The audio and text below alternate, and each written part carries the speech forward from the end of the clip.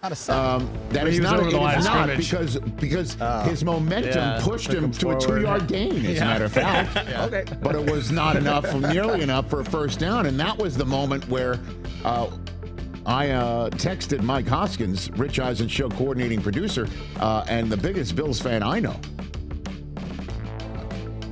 Broken his hand or something? Something. And then all of a sudden, he gets up, pops up, goes back to the sidelines. His hands are fine. He's looking at the tablet. And I'm sure he's looking at the tablet going, yep, sacked again. It might have been like, how do you have 13 guys? And by the way, it started great for the Bills with James Cook popping one on a third and short for the whole distance. Great opening drive. And when the Texans put their foot down and started to gain some traction of their own, I guess Ray Davis was watching my conversation with Luke Russert in support of his Hallmark movie about the Buffalo Bills, saying Ray Davis was in it. I'm like, oh, it's just the latest example of Ray Davis and when you expect James Cook to be. But this was on special teams. Took that personal. I mean, a spin move on a kick return to give the Bills the lead right back, but then the Texans march down the field, take the lead back again. Allen threw a pick. Yeah, he did. Because he had to be all over the place with his head and his mind and his eyes and everything because, good Lord. The Texans tying their single-game franchise record with 8 sacks. Last time they had that was Week 12 last year. Tennessee Titans fans may remind that. They also had 8 sacks in the final game of 2015 as well. The only team with more sacks in a game this season, the Denver Broncos against the Jets. I saw it. I called it. It was in London. Can confirm. And the Buffalo Bills now up and down, up and down. Second full game with 0 offensive touchdowns in 2025. He only had 1 in his MVP season last year, Josh Allen. This is coming off a game in which he personally scored 6 or had a hand in 6. And the Bills fall to now 2-7 in Allen's career when he has 0 offensive touchdowns. Consecutive games with 2 interceptions for the first time in 3 seasons. But the worst thing was, it was right there still. They ran a hook and ladder. That was unbelievable. That's on insane. 4th and forever. On 4th and forever. And they convert on a hook and ladder. Khalil Shakir in the 4th quarter was making moves that was ridiculous. And the Bills had a chance to go down and tie the game. And as a matter of fact, maybe they go for 2, right? Maybe they go for 2 or they have a tie. They missed a PAT, right? They missed a PAT in the first. They would have won it. My bad. Yeah, they missed a PAT in their first touchdown. So that was also another mistake that was coming home to roost. They couldn't just kick a field goal. Which, by the way, they would have had an opportunity to kick that field goal to tie it off of that hook and ladder rather than a 4th down play that all the folks, at least on my Threads feed, was like, why would Josh Allen not throw it to a wide open tight end and try and force it into, one-on-one coverage? It didn't matter anyway because the reason why the tight end on that final play and that final interception was so wide open, it was an offensive pass interference call. So it didn't matter. That game was crazy. The referee got hurt. The referee. There was so much happening. It looks like he blew out his Achilles. Oh, my God.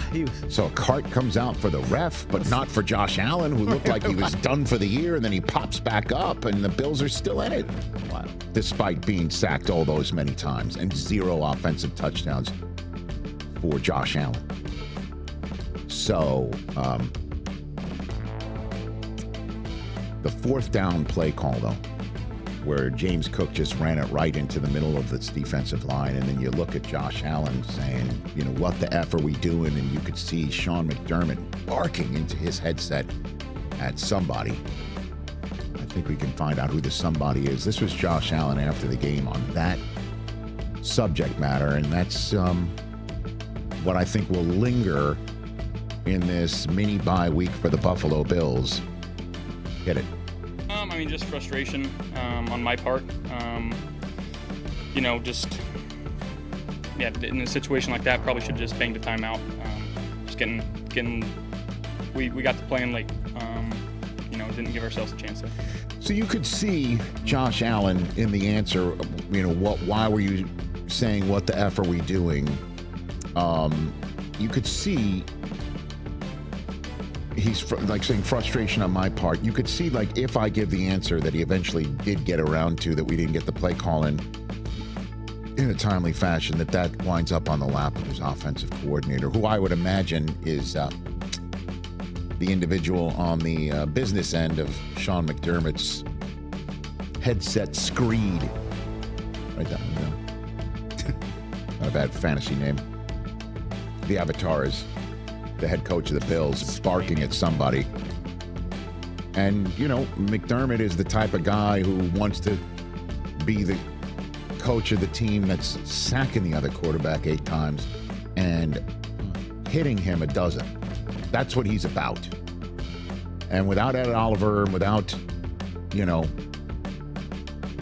the people that we've been used to seeing there in Buffalo, and then seeing Deion Dawkins go in and out of the game, but also flailing at times, just as one of the 5 offensive linemen on the field to try and protect Josh Allen, who would step up in the pocket, and that's where usually he would take off or make a play, but that was where the second wave of either a rushing Texan or one of the Texans' rushers circling back. I mean, all of them are incredible. Hunter and Anderson, just to name 2, obviously. My goodness gracious. They couldn't do a thing. McDermott, after the game, when he was asked if they got out-toughed, out-physical. Well, when they hit their quarterback 12 times, you know, that's I don't like that. I don't like that stat at all. And it's not a healthy way to play or a healthy way to keep our quarterback healthy through the remainder of the season. So, that's just not a good formula right there. Okay, so the Buffalo Bills, who have, as you know, basically taken over the AFC East house and coming into this season and coming back on the Ravens to start the season and beating the Jets to start the season in New York, and then beating Miami at home to start the season 3-0, and then go to New Orleans and have New Orleans come in, and it was a little dicey, and be 4-0. That team is now looking up at the New England Patriots, and they're 2.5 games behind them. 2 in the actual column here, but we all know the Patriots won that Week 5 game to hand the Bills their first loss of the season, and they are, as of that moment, under 500 in the last 2 months of this campaign. So not looking good. Looking like, if you look at the AFC East standings where the Bills, or the AFC standings where the Bills are now currently behind the Chargers in the 6th seed right now, it sure looks like the Bills, as the Chargers are off this week, they are now neck and neck. Looks like the Bills are going to be, I just went a little high register. Looks like the Bills are going to be a wild card team. And I don't know about that. why would you say that? Oh, you mean like falling out of the playoffs entirely? Is that what you're saying? Yeah, there's some teams. I don't know, man. There's some teams catching fire behind I them. understand that. It's also a team that we saw what they did against the Bucks and what they did against the Chiefs, and they have a tiebreak against the Chiefs. Every time we always it's talk in about. there. Remember, I told you that Bills-Chiefs game was different than any of the other ones, where everyone's like, well, it's just the regular season. Let's see what happens when they face each other in the postseason. Well, that win might be the difference between the Bills making the postseason and the Chiefs not. For sure. So, yeah, the 2 teams that you mentioned, like, they could fall out because other teams are coming. They've beaten the Ravens. They've beaten the Chiefs. Not bad. Problem is they now don't have a tiebreak with the Texans, who might not win the division because the Colts are so damn good and in front of them. We'll talk about the AFC South in a minute, which is, interestingly enough, the Chiefs could help matters for the Texans by beating the Colts, which would make things a little bit crazier in the AFC going into the Thanksgiving week. But it looks like right now the Bills are going to be a wild card team unless the wheels fall off the Patriots wagon. The Bills, coming off of their mini bye, have the Steelers next. They're in Pittsburgh before they face, it's going to be Joe Burrow, because I think Burrow's coming back to take on the Patriots, who the Bills would visit after that game. And then at Cleveland and home for the Jets, winnable games, obviously, with the Eagles coming in. And that may be must-have for both teams.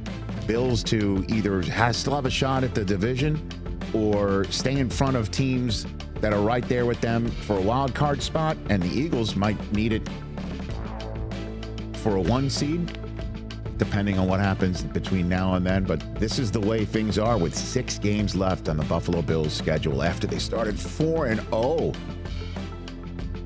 And then they go 3-4. And here's the final 6. And they got to protect Josh